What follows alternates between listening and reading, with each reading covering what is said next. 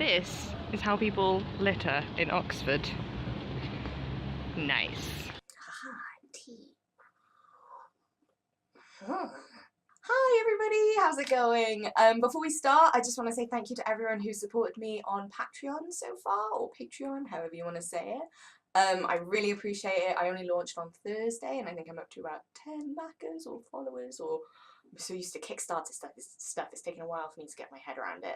But anyway, yes, thank you, and if you're watching on Patreon, thank you. If you have no idea what I'm talking about, I'll post a link in the description and also on the screen somewhere, so you can have a look for yourself. So I'll be talking about my comics and artwork and that kind of thing. But anyway, without further ado, so as you can probably gather from that really bizarre introduction, I was in Oxford this weekend, and that's because it was OxCon. So that was my first con of the year.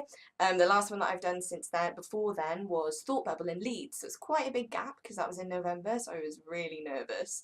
I think that's the funny thing about doing conventions, is it doesn't matter how many you do. If you have quite a long gap between shows, it doesn't matter how doesn't matter how many shows you've done in the past, you still get super nervous about showing your stuff.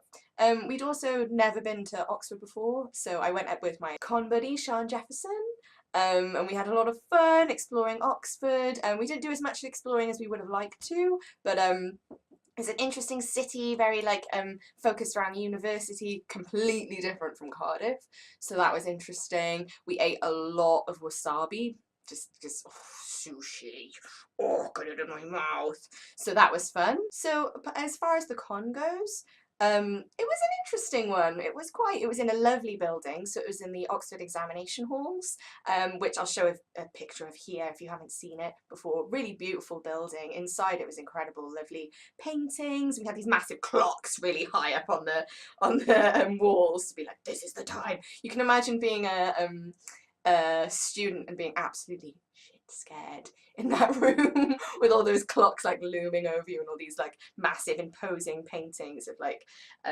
the Prince of Wales and dukes and earls that were looking down on us being like, oh, you make comics? Well, whatever, I'm an earl.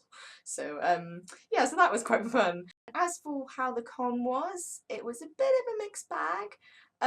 You probably might have seen Tony's blog about cons in general, so that's Tony from Awesome Comics Podcast, and kind of a big rant, which was funny to read, interesting as well, raised a lot of interesting points about cons in general.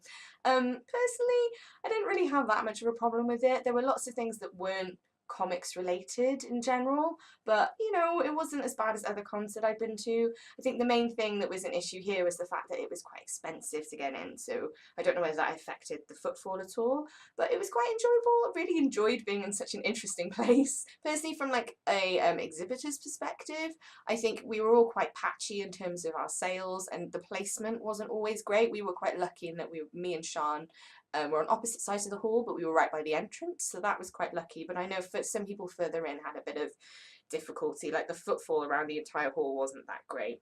But yeah, as I say, it's a relatively new con. I think it's got a lot of room to grow, and it's in a stunning location.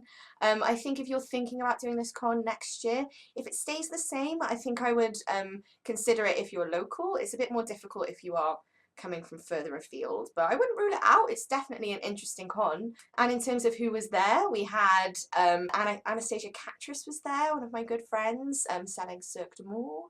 We also had Beyond the Bunker with Moon, the Footloose guys, John Turner, and then also met some people that I hadn't actually met in person before, which was really fun. I'd seen Mike Medaglia's stuff on Twitter and seen it about because it's just so beautiful, and hadn't met him in real life, so that was really nice. Lovely. And then also Karen Rubins was my, I'd say, table buddy. We were next to each other, and Bramble Down Designs were on the other side, and they were both really lovely. So it was a great, had a great time next to those guys for the weekend. So yeah, in terms of the people who were there from comics, it was a nice representation. There was a lot of cosplay going on, which obviously I think a lot of people were drawn to the building itself, because if you are a cosplayer and if you are a photographer, it's just every picture that you're taking is beautiful. Everyone that you pose for is in such a stunning location. I can see why it's attracting so many cosplayers and photographers. Also, me and Sean, it couldn't have helped. We stayed in the worst hostel ever. It was horrendous. So we were functioning on very little sleep. That's why I didn't post anything yesterday, just because I was sleeping. You know, woke up every, 20 minutes because either someone was snoring or someone was partying outside our room. It was just the worst.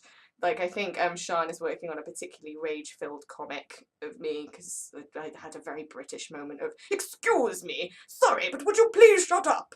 You know, so that was quite fun. Yeah, so it was an interesting weekend. It wasn't exactly the most restful introduction to the Comic-Con season that I hoped it would be, because, obviously there was the hostel that was horrendous, and then also the trains when we were coming in were delayed, well, cancelled actually, so that was great, and we didn't get as much time to look around Oxford as we would have liked. I think I'd like to go just as a visitor, to be honest, because there's so much to see and we saw hardly any of it, so that was a shame. So I didn't actually buy that much this time. I think MCM is probably going to be my big one. And also I was on a bit of a budget, but did get some lovely stuff. So I mentioned Mike Medaglia. He's got some lovely, oh my god. He has lots of mindful prints, and because he works on a series called, well, it's his series, but it's a series called One Year Wiser. 1 year wiser. I can't speak. See what I mean? Like, this hostel has just ruined me for this week. I can't even function, but this helps if you're having a stressful time. So yeah, so he gave me this one. Me and Sean got given a lovely print. It's all backwards, so that's helpful. But yeah, and then I bought this one. So, like, quite like Buddhist teachings, mindful quotes, that kind of thing. Which, if you're a stressy person like me, really helpful. Highly recommended.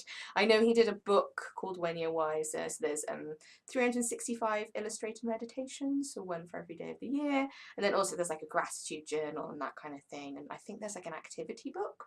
So yeah, really nice guy, really nice person as well, so that was lovely. I also mentioned before I was next to Karen Rubens, and I bought this Tony Cinderello. And I think I bought it because it reminds me of like Prince Cinders, which is kind of what I was thinking in my mind. I don't know if you've ever seen it. It was basically like a children's book, which was about a male version of Cinderella, which was really cool. This one was a lot more sweary than I thought it was going to be. So the basic premise is, the fairy godfather rather than godmother, so it's all mafia kind of things, which is super, it's really funny. And I'm just gonna put this panel up. Ping. I'm sorry, this camera is like the worst for trying to focus on stuff, but I hope you can see that. And side note, really appreciate the use of glitter glue. Third, I also bought these lovely yokai prints, which are these two. So we have Gashadokuro and Nekomata. So I'm probably pronouncing those horribly wrong. But and these were by an artist called Edward Welch. I can't see me and speaking today. Jesus. You can't see it. These are on like beautiful printed paper, so it feels almost like canvas. And I love the like the print, the like kimono type print that's along the side. Really beautiful. I want to frame those at some point. But yeah, that was Edward Welch, or Welsh, sorry if I'm pronouncing that wrong. Again, really nice person. I'll post links to all his stuff, because obviously this camera is backwards. I was going to show you his flyer, because I know he does a comic about the yokai as well. But this is all going to be backwards, so I'll post this in the description, or like wherever I post this, I'll post links to everything that I mentioned so you can find it for yourself.